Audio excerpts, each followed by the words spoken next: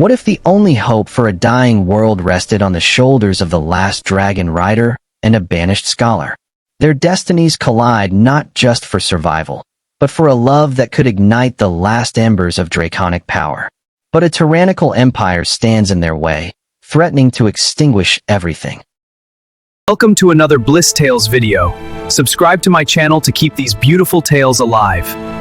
New info, we have memberships and supers now where you can thank me and suggest new video ideas. Thanks for your support. The world was ending, not with catastrophic fire or violent upheaval, but with a slow, suffocating silence.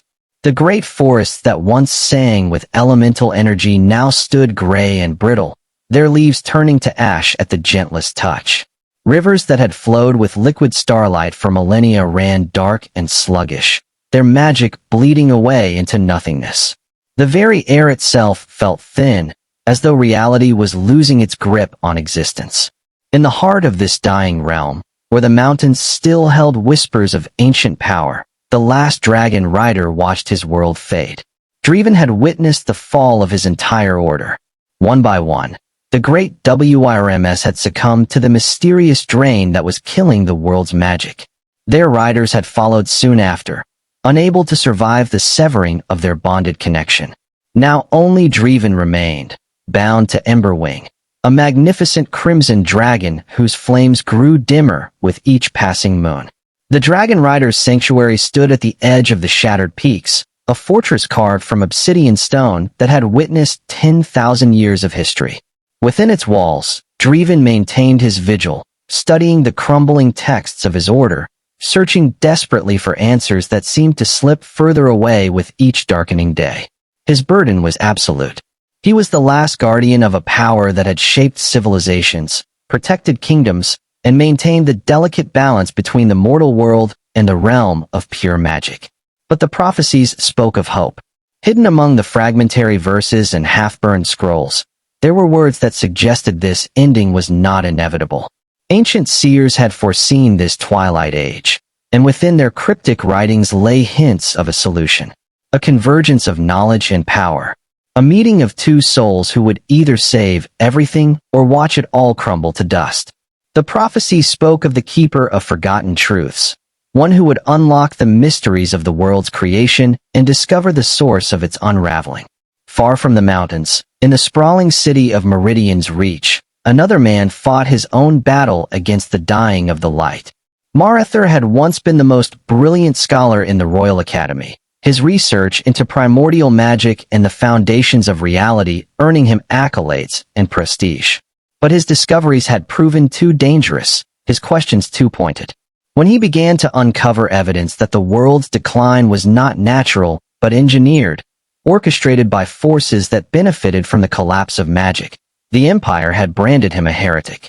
Exile had been the mercy. Many of his colleagues had simply disappeared. Now Marethor worked in shadows, in forgotten libraries and abandoned archives, piecing together a truth so profound it threatened the very foundations of the Empire's power. He had discovered references to the Primordial Wellspring, the source from which all magic flowed.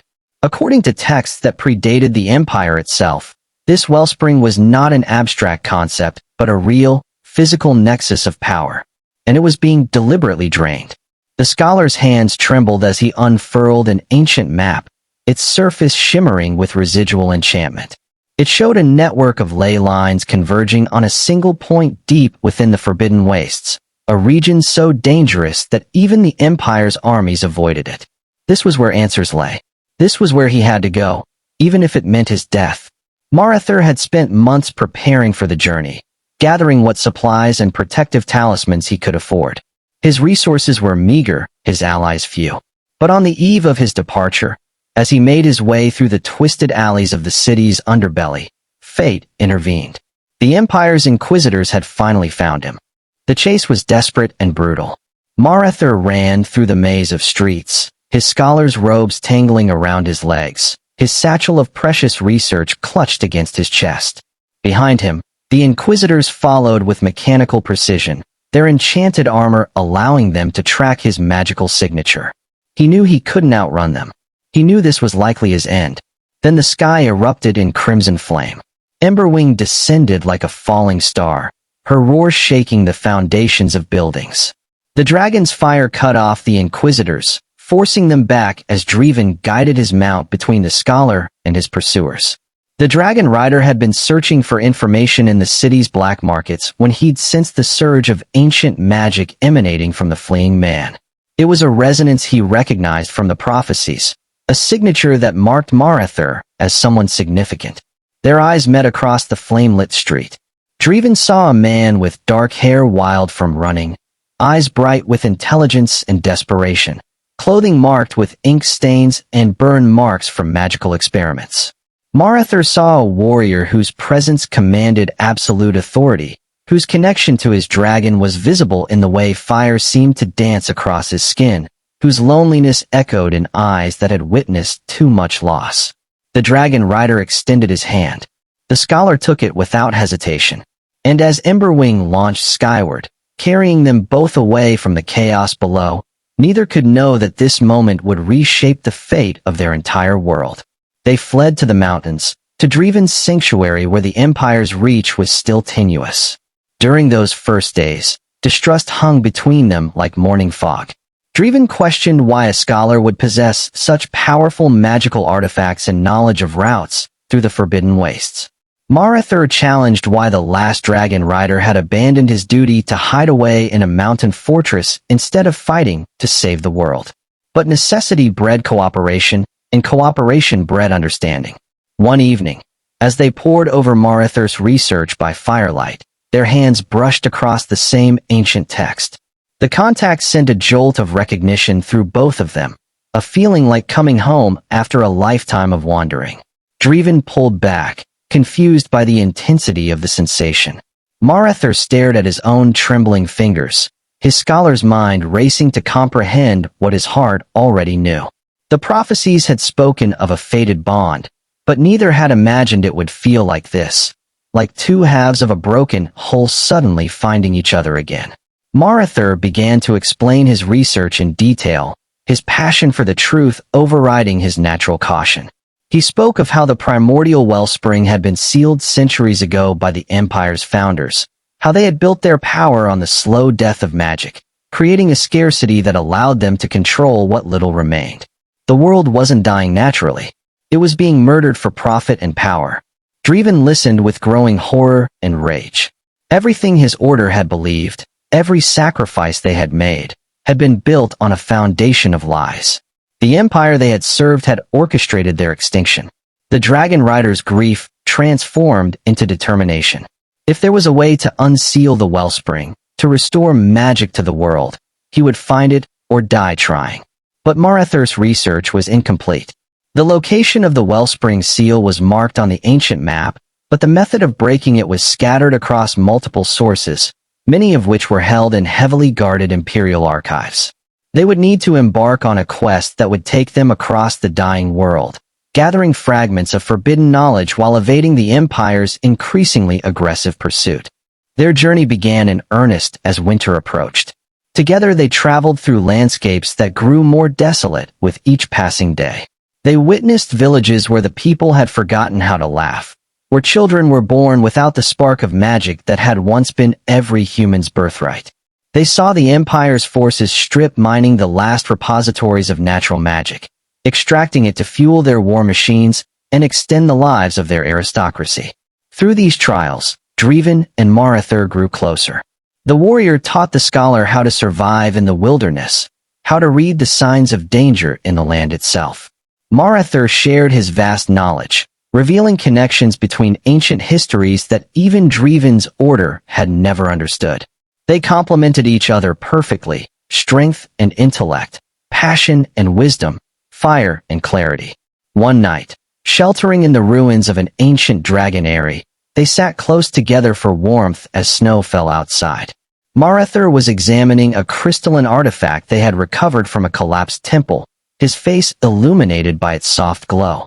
Draeven watched him work, marveling at the delicate precision of his movements, the furrow of concentration between his brows. When Marethor looked up and caught him staring, neither looked away. The moment stretched between them, heavy with unspoken truth. Then Draeven reached out, his calloused hand gentle as he traced the line of Marethor's jaw.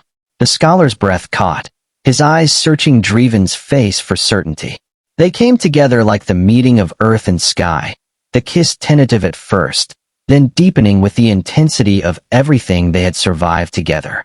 When they finally broke apart, both were trembling. Draeven pressed his forehead against Marethor's, their breath mingling in the cold air. That night, they discovered that their bond was more than metaphorical. As they lay together in the darkness, skin against skin, they felt magic flow between them. Draeven's draconic power intertwining with Marethor's scholarly enchantments, creating something new and profound. The scholar's body bore the marks of a life spent in study, pale skin marked with old scars from magical accidents. The dragon rider's form was a canvas of battle, muscles honed by years of training, marked with the silvered scars of dragon fire that came from bonding with Emberwing. Marethor traced these marks with reverent fingers, learning the story of Draeven's body the way he would study an ancient text. When he pressed his lips to the largest scar, right over Draeven's heart, the dragon rider gasped as warmth spread through his chest. This was intimacy he had never imagined, vulnerability he had never allowed himself. But with Marethor, it felt not like weakness, but like completion.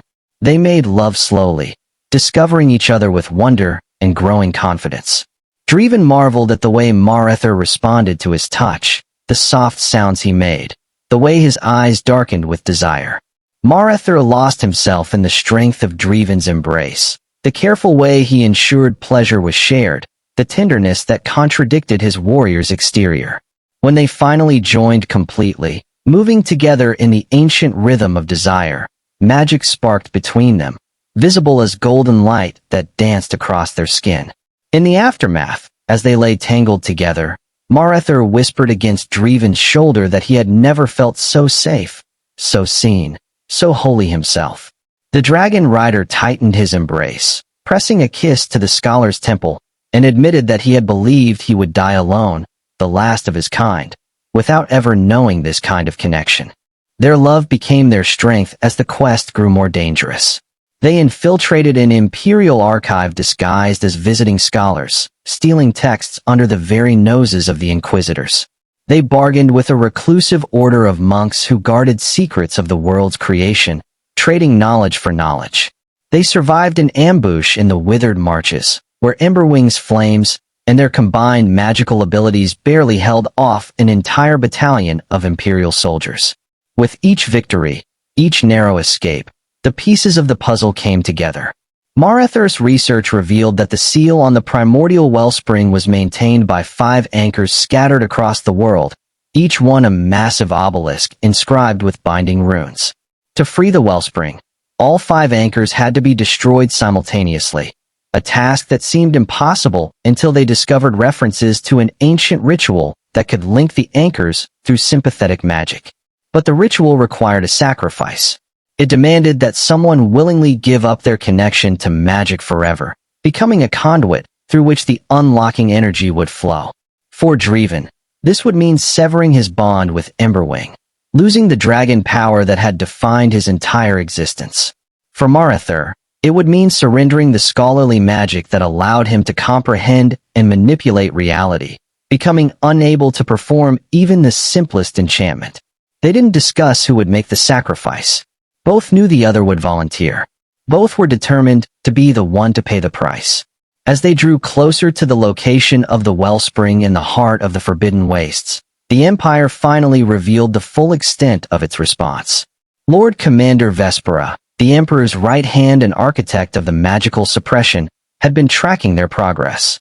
She arrived with an army, 5,000 soldiers equipped with anti-magic weapons, backed by war machines that ran on extracted magical essence. The confrontation was inevitable. Draeven and Marethor stood before the first anchor, a towering obelisk of black stone that pulsed with malevolent energy, while Vespera's forces surrounded them on all sides. The Lord Commander offered them a choice: surrender and live in comfortable imprisonment, their knowledge used to further extend the Empire's control, or die here and watch their quest fail. Draeven's response was to draw his blade, fire erupting along its length.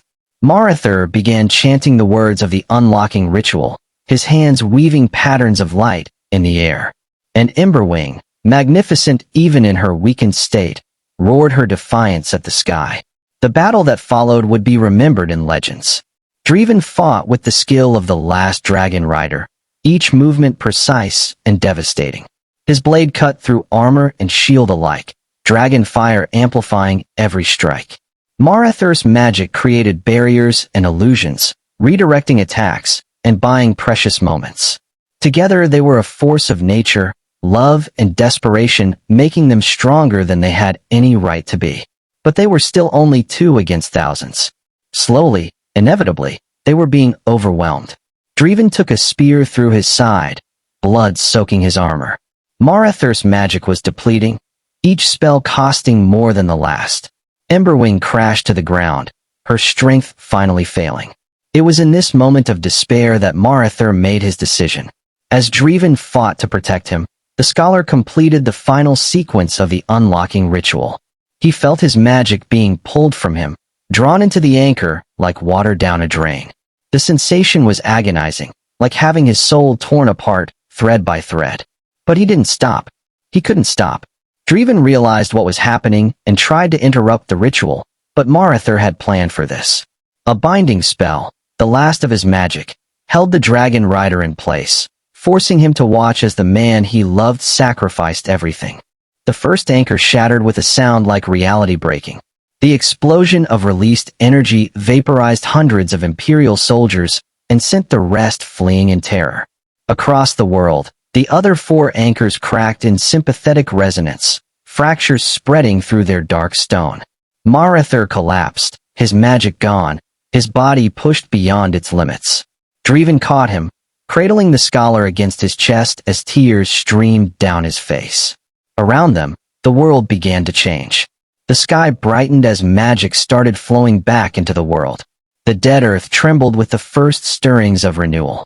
The primordial wellspring, unsealed at last, began to restore what had been stolen. But the ritual wasn't complete. The anchors were cracked, but not destroyed. They would reform within days, if not finished. And Marethor no longer had the power to finish what he'd started. Draeven understood what he had to do. He pressed a desperate kiss to Marethor's lips, pouring everything he felt into that contact. His love, his gratitude, his grief. The scholar's eyes widened as he realized Draeven's intention, and he tried to protest, but he was too weak to stop what came next. The dragon rider stood, placing Marethor gently on the ground. He walked to where Emberwing lay and placed his hand on her massive head. Their eyes met in perfect understanding. They had been bonded for over a century, two souls sharing one purpose. Now that purpose had changed, but their connection remained absolute. Draeven channeled everything he had into the ritual. His draconic power, the bond with Emberwing, the very essence of what made him a dragon rider. All of it flowed into the cracked anchors. He felt himself being unmade, his identity dissolving. But he also felt Marethor's love supporting him, giving him strength even in his powerless state. The remaining anchors exploded in sequence, a chain reaction that circled the globe in seconds. The primordial wellspring erupted in a column of pure magical energy that pierced the clouds and scattered the darkness that had hung over the world. Magic rushed back into reality like a flood breaking through a dam, restoring color and life and wonder to everything it touched. When the light finally faded, Draeven collapsed beside Marethor. Both men were powerless now, ordinary in a way neither had been since birth. But they were alive, and they were together. Emberwing, freed from her bond but still fiercely loyal, sheltered them with her wing as the world transformed around them. Forests erupted in bloom within hours. Rivers ran clear and bright with restored magic. People across the dying world felt hope kindle in their hearts for the first time in generations. The empire, built on the scarcity of magic, crumbled almost overnight. Without the ability to control and ration magical power, their authority evaporated. Lord Commander Vespera was found dead by her own hand, unable to face a world where her carefully constructed order meant nothing. The Emperor abdicated, and in the chaos that followed, new leaders emerged, people who remembered the old ways, who understood that magic was meant to be free and abundant. Draeven and Marethor spent months recovering in a small village on the edge of what had been the Forbidden Wastes. The people there, grateful for the return of magic, cared for them without asking questions. Slowly, painfully, both men learned to live without the powers that had defined them. It should have felt like loss, like diminishment. But instead, they discovered a different kind of strength. Draeven learned that his worth wasn't measured by his connection to dragonfire, that he could protect and serve without magic. Marethor found that his brilliant mind didn't need enchantments to unlock mysteries, that observation and logic were their own kind of power. And their love, freed from the weight of destiny and prophecy, deepened into something profound and enduring. They had saved the world not because fate demanded it, but because they chose to. They had sacrificed everything for each other and discovered that what remained was more than enough. One evening, as spring painted the world in colors not seen for centuries, they stood together on a hillside watching the sunset. Marethor leaned against Draeven's shoulder, their fingers intertwined. In the distance, Emberwing soared through the sky, her flames bright and strong again, newly bonded to a young rider from the village, the first of a new generation. Other dragons had begun to emerge, their eggs hatching after centuries of dormancy now that magic had returned. The world was remembering how to dream again, how to believe and wonder. And at the center of it all, two men who had been the last of their kinds had become the first of something new. They built a life together in that village.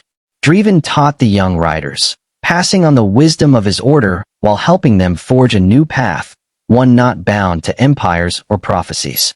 Marethor established a school, teaching anyone who wanted to learn about the true history of the world, ensuring the empire's lies would never take root again. At night, they would lie together in their small home, bodies entwined, and share the quiet intimacy of two people who had seen each other at their worst and best and chosen to stay. Marethor would trace the scars on Draeven's skin, marveling that he had the privilege of touching this man, of being touched in return. Draeven would bury his face in Marethor's hair, breathing in his scent, grateful beyond words for every moment they had together. Their love was not the grand, tragic romance of legends. It was something better, something real and lasting, built on choice and sacrifice and the determination to face each new day together. They made love with the passion of first discovery and the comfort of long familiarity. They argued about trivial things and laughed at private jokes. They supported each other's dreams and held each other through nightmares of what they'd lost. Years passed, and the world continued to heal. Magic flourished in ways the ancient texts had never described, evolving and growing. New forms of enchantment were discovered. Dragons and humans forged bonds that were partnerships rather than servitude. The scars of the Empire's tyranny faded, though they were never forgotten. Draeven and Marethor grew old together, their hair turning silver, their bodies bearing the marks of time. But their love never dimmed. On their final day, they died as they had lived, together, in each other's arms, with no regrets.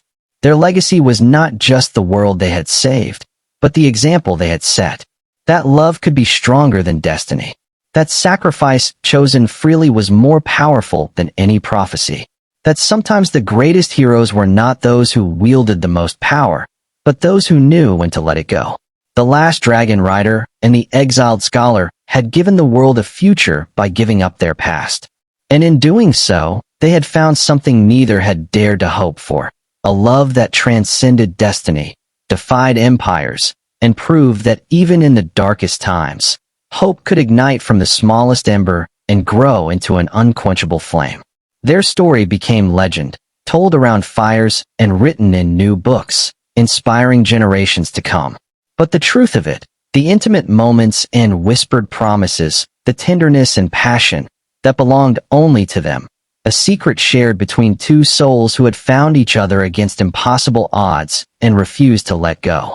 Sometimes, even now, writers claim to see two figures standing on that hillside at sunset, hands intertwined, watching over the world they saved. Whether these are ghosts or memories, or simply the way love lingers in places it was strongest, no one can say for certain. But those who see them always feel the same thing, A deep, abiding hope that true love exists, that it's worth fighting for, and that it can change everything. If you loved this video, show me some support by subscribing and clicking the notification bell.